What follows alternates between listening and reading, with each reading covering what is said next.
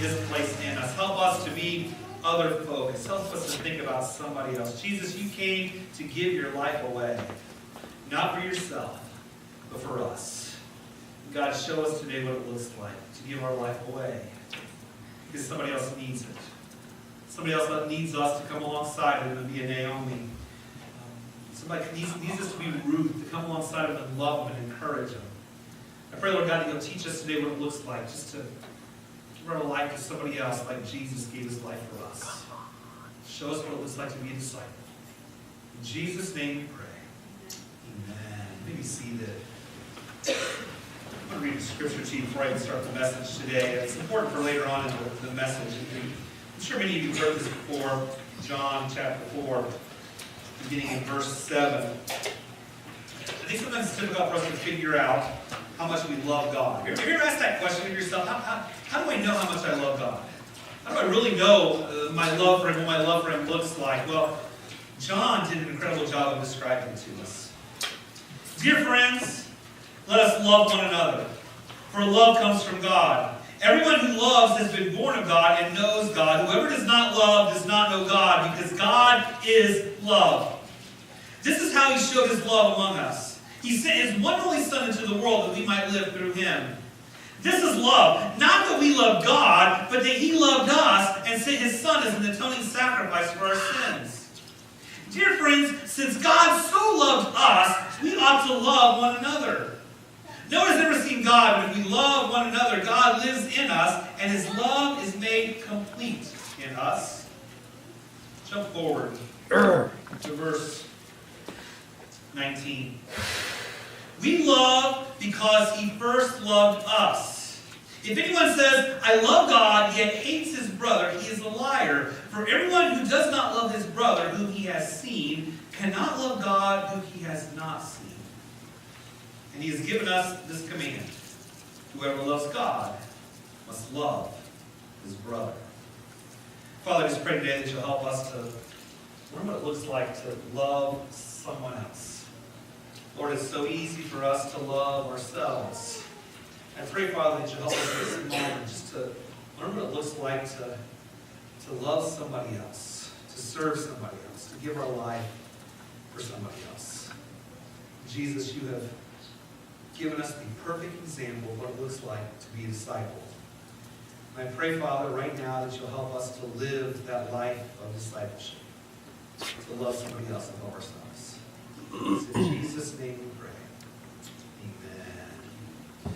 Thank you. You go upstairs and help me out with the promise. A few weeks ago, I was on this little retreat that I was telling you about. It was a really good time. Spent some time with some of my friends. We spent all day looking at God's Word, studying, reading, encouraging each other. It was Tuesday evening. We were kind of tired. One of the guys in the group said, hey, why don't we go to a movie or go bowling or do something together? We spent a lot of time studying, and I think that was a really good idea. We just need to spend a little bit of time together. So we took off. We went to a bowling alley in Noblesville. We were staying at a house down there. It's a retreat center for pastors, for missionaries. And so it was just this huge, beautiful, beautiful house. And so we left the house, we went to this bowling alley, and we're at the bowling alley, and it was not like any bowling alley I've ever been to in my life. I mean, it was like 32 lanes on both sides, and a full menu, and the place was just immaculate. Then they had these 4 rooms in the back, 4 bowling alleys, that had like couches that you could sit at, and those little hard seats. It was incredible. So we were bowling there together with the 4 of us in the group, and these 7 people came in. We're going to bowl at one of the lanes next to us. And they came in, and they were having a good time. You could tell they all worked together. They were buddies. They were just kind of out partying. They were drinking their beers and laughing, having a good time. Well, this one guy, he was on his cell phone. He was talking on his cell phone, and you could hear him. And I wasn't listening in, but I was listening. He was talking to his wife, and he said, I know, honey, well, if you can just take the dogs out, let the dogs out, and run the kids around. They need to go a couple of different places tonight. And just take care of the house. I'll be home later. Okay. Thanks, honey. We'll talk to you later. Love you. And he hung up and he goes, we're going to Applebee's, half-price appetizers at 9. And they all go, yeah! And they were all inside because they were going to be hanging out together for the evening, evidently. In my head, I go, what a jerk. What a jerk. I mean, he's leaving his wife at home to take care of the house. He's leaving his wife to take care of the kids and run them around town. He's leaving his wife to take care of the dogs. What a jerk.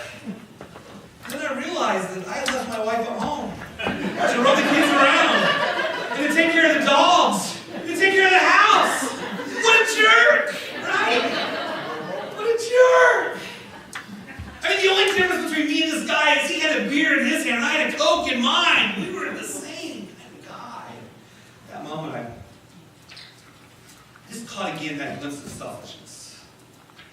Did you ever catch that glimpse of selfishness in your life? You thought you kind of got in control. You thought it was behind you, but then in a second, in a moment, you realize that it's still there, that it still raises its ugly head once in a while. I mean, I can clear about it. I'm a little different than some people. I'm an only child.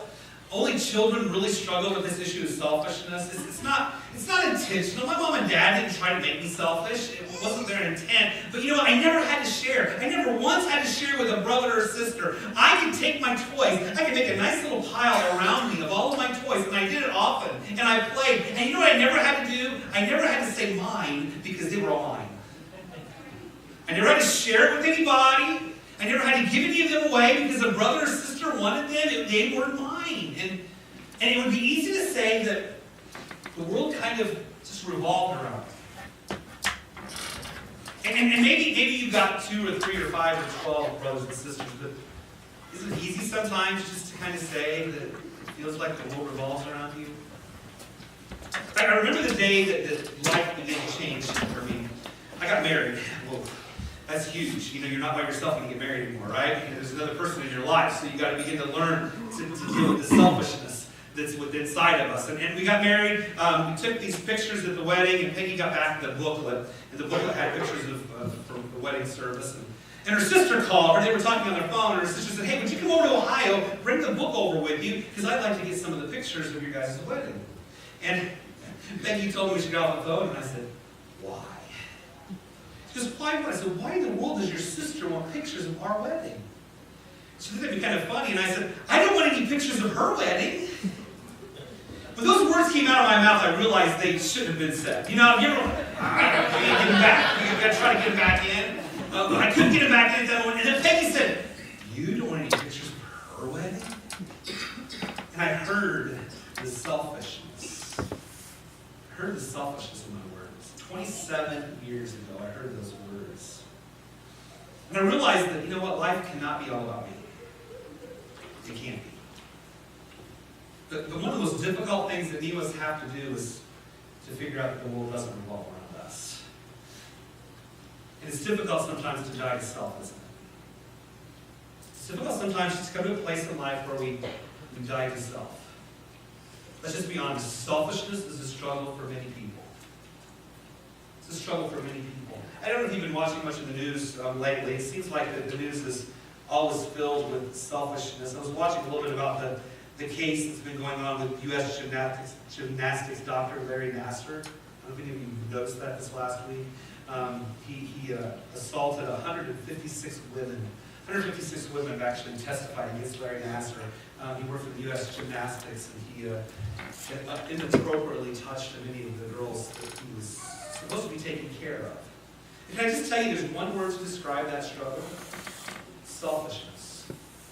It was just selfishness, wasn't it? He took advantage of somebody else. And then I've been watching all of the gang violence that's been going on in Indianapolis. Box 59 has been just having daily shootings in Indy, and lots of struggles that are going on. And when I look at that and I see the struggle between the racial divisions in Indianapolis right now, the struggle between gang violence, if you're not wearing the right colors, you're in trouble if you go on the wrong turf.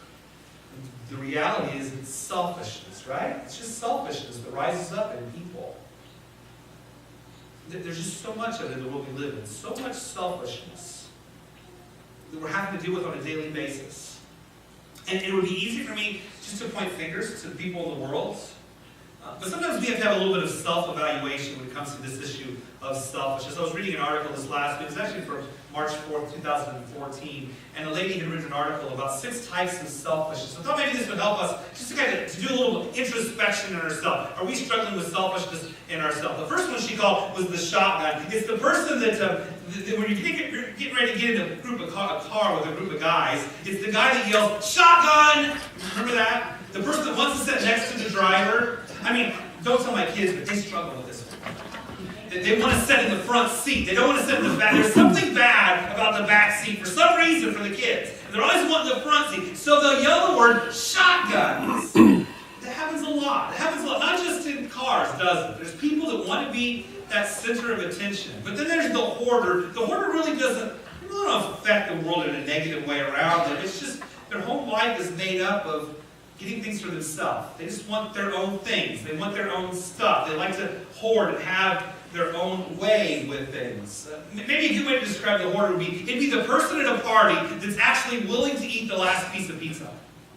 Right? I mean, they're okay with taking that. They're okay with the last scoop of potato salad being on their plate. They're not thinking about anybody else and see what else is hungry. They want that for themselves.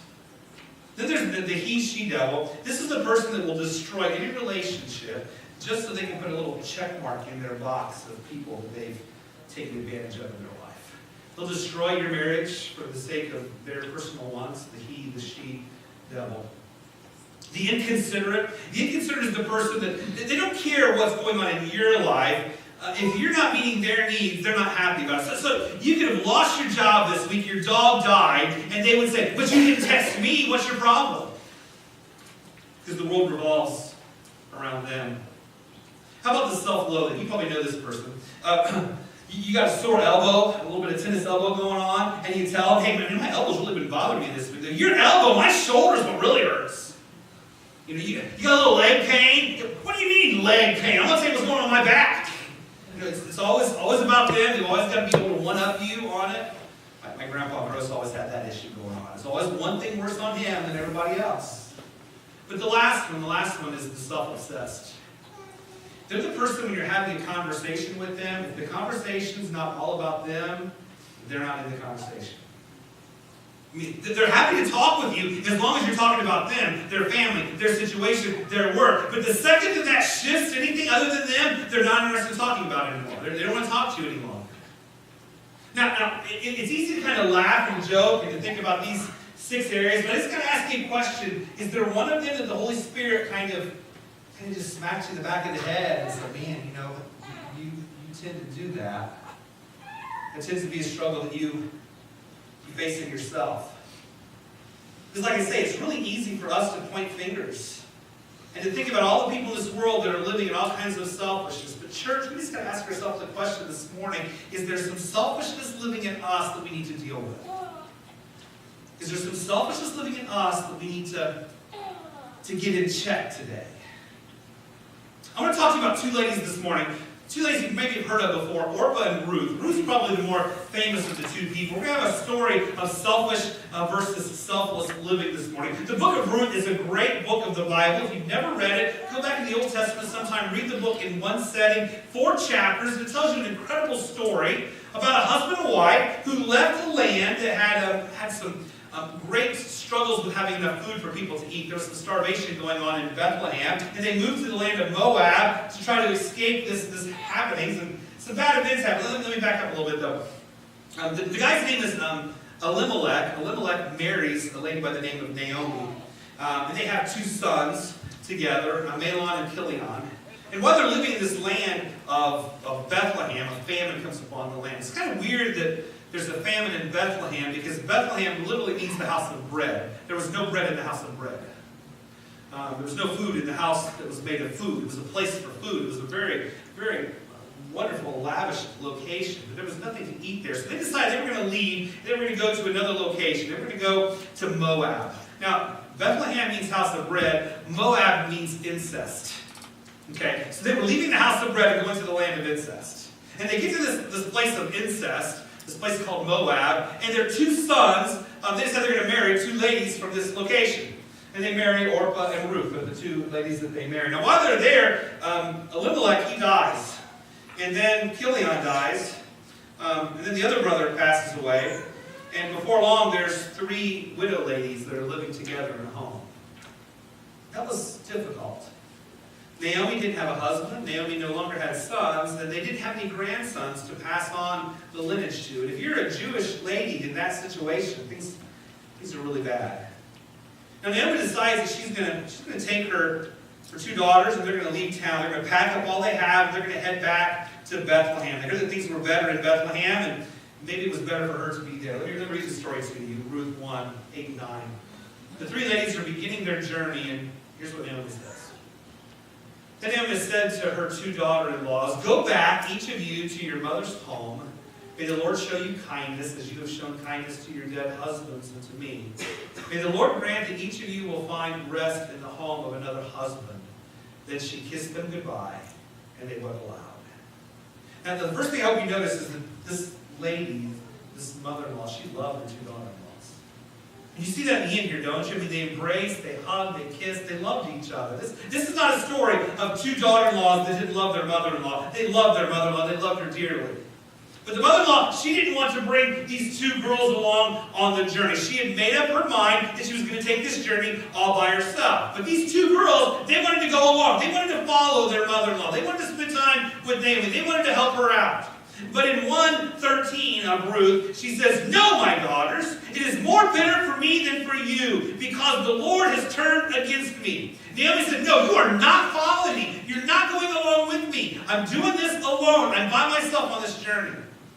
And at that moment, Orpah, she said, "Well, Naomi's made up her mind. I might as well go home.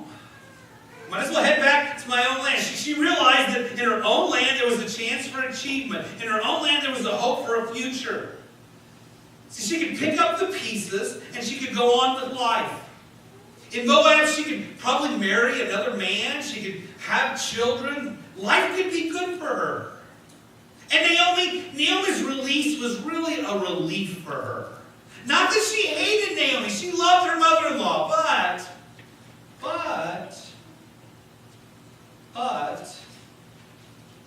life would be a lot easier if I stay here in Moab. But she did. And you can't blame her. I mean, her mother-in-law told her to stay. She just did what Naomi asked her to do. She just did what most people do. Put themselves first. Because isn't it just easiest to put ourselves first? Isn't it easy to make it all about me? I hope you realize today that the root of the sin nature is selfishness. It's selfishness. Selfishness is the heart of the sin. You go back to Genesis chapter 3. Great story in Genesis chapter 3 where sin came into the world. You've got this man and this woman. There's this tree in the middle of the garden. They're not supposed to eat from the tree. And Satan shows up. Remember what Satan tempts them with? Remember what he says to them? "Oh, you won't die if you eat from that tree. When you eat it, you will be like God." That's the temptation. The temptation is selfishness. You'll be like God. You'll know what God knows. You'll do what God does. You'll be like God in every way. You're going to know good from evil. You're going to know right from wrong. You're going to have wisdom that you've never had before. And in their selfishness, they pick the fruit and they eat from the tree. It's an act of utter selfishness. Because sin, at its heart, at its root, is about selfishness. From Genesis to Revelation, there are 850 occurrences of sin as the result of selfishness. 850 of them. Evidently, selfishness has a problem in the human condition. Evidently, selfishness is something that we face in our humanity. And the result of it has been sin. It's been sin. And you know what? We want to be able to blame somebody for our selfishness, but let's just be honest. Selfishness' root is within us. Whether it be a night at the bowling alley with the guys, or not seeing our face in the picture, or sitting in the middle of our toys and saying, "Mine." The heart of the problem is selfishness living in me. I mean, why are we inclined to fighting? Why do wars seem to be the answer? Why is all of life a competition? Why are we trying to achieve an advantage over somebody else? Why does one race think it can put another race down? Why does that race think it can take revenge against the first race? Why does color of skin matter? Why does the side of the road you were born on make any difference? Why do we struggle for power? Why is there so much violence? Why do we conquest? Why is it important to us? Why do we put other people down to make ourselves look better? The reality, the answer is always selfishness. In all those cases, it's selfishness living inside of us that causes this struggle. The human condition. It's a problem. And Romans 5:12 says, sin entered the world through one man, and death through sin. The way death came to all men because all have sinned. And I realized this week as I was thinking about this passage of Scripture, I'm going, oh my gosh, I have blamed Adam and Eve my entire life for my sin nature. But doggone, I'd have picked of that tree, I would have ate of it. I did pick from that tree. And I did eat from it.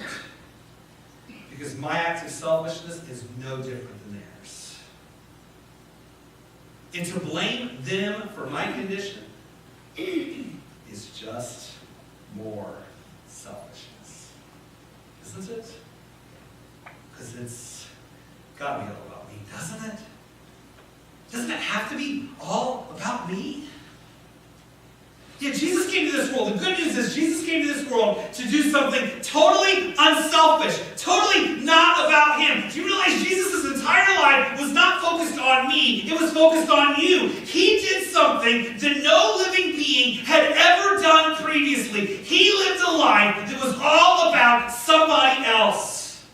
Every day of his existence, he was thinking about somebody else. And when he hung on that cross and died, it was an act of utter unselfishness. There was nothing selfish about him hanging on a cross because he didn't die for him. He died for you. Jesus could have said on the cross, it's not about me. It's about you. And those words would have been completely true. Because he died for others. And not for himself. You see, a disciple has to learn how to make this shift from me to you. From thinking about myself to thinking about somebody else. If you know the heart of what it looks like to be a disciple, there needs to be a shift happening in your life. I'm not saying today, in an instant, you're not going to be selfish anymore. That's not the way it works, is it? But shouldn't there be a shift in our life from the moment we accepted Jesus our Lord and Savior? Shouldn't we be able to look through our life and say, I'm getting better. I'm not as selfish. I'm not always thinking about myself. There are other people that matter. I'm not who I... Should there not be a moment that you can look at your life and say, I'm not who I was a year ago, 5 years ago, or 10 years ago. I think less about me and I think more about somebody else. Shouldn't there be a moment in your life that you can look into your life and say, I'm just not as selfish as I once was? That's the heart of a disciple, just not as selfish as I once was. The story of Ruth is a story of not being selfish. And he says, go, just leave me to myself. I'm old, I'm going to die. And here's Ruth's response. Don't urge me to leave you or to turn my back from you. Where you go, I will go. Where you stay, I will stay. Your people will be my people. Your God, my God. Where you die, I will die. And there I will be buried. May the Lord deal with me, be it ever so severely, if even death separates you and me. Now, you want to talk about an unselfish statement. Do you remember what the name Ruth means? Ruth means friendship. Friend. If you look at the base of what Ruth means in the Hebrew language, the word is friend. Don't you want a friend like that? Don't you want a friend that will stick with you like that? Are you not looking for somebody in your life that has that kind of a love relationship with you? Are you that kind of friend to anyone? Are you that kind of friend to anyone? The friend that sticks closer than a brother.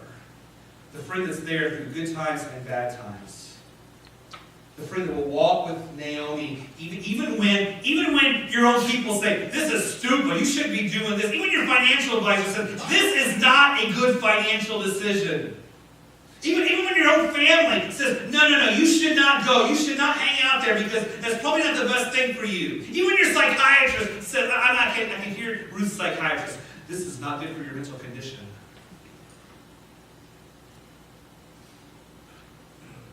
And she didn't care what the world around her said because she was a friend.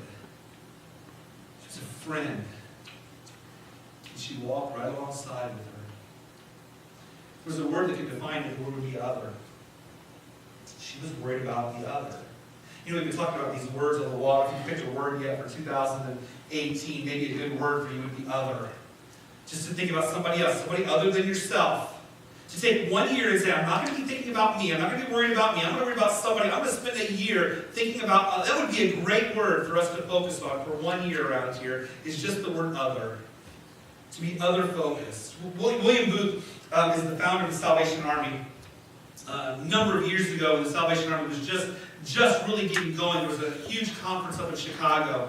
And William Booth was going to be the keynote speaker on the last night of the conference. They were looking forward to William showing up and giving this great speech. And William got sick. He wasn't going to be able to be at the event. And they were all kind of wondering who was going to speak in his place. Well, he had sent a messenger to say, is it okay if I write my speech and give it to somebody else and let them actually give the speech instead of me?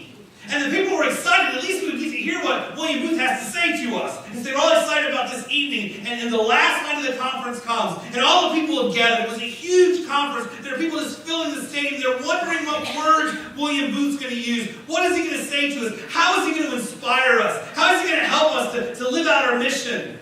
And this young man gets up to speak on behalf of William Booth. And he walks up to the pulpit and he pulls out a little piece of telegraph paper, a small square, and he opens it up. He looks at the crowd, and he says, just one word. Others. Others. He folded the paper, put it in his pocket, and went back to his seat. See, the whole speech was just one word. Others. Is that our life? We focused on others. You know, the end of the story is so good. She goes with Naomi. She follows her to Bethlehem.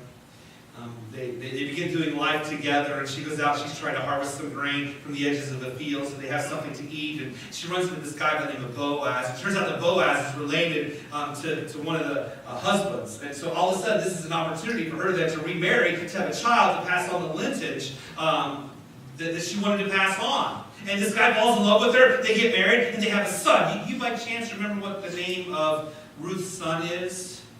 It's Obed. Okay, Obed is the son that Ruth bears. And her son Obed has a son. You might just remember what his name is?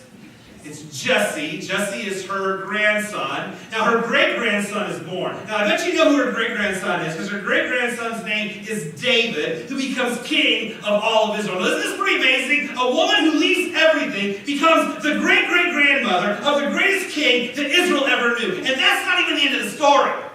That's not even what's really good about this. Because go to Matthew chapter 1 and read sometime that lineage that nobody ever wants to read, that you skip over when you have to read Matthew.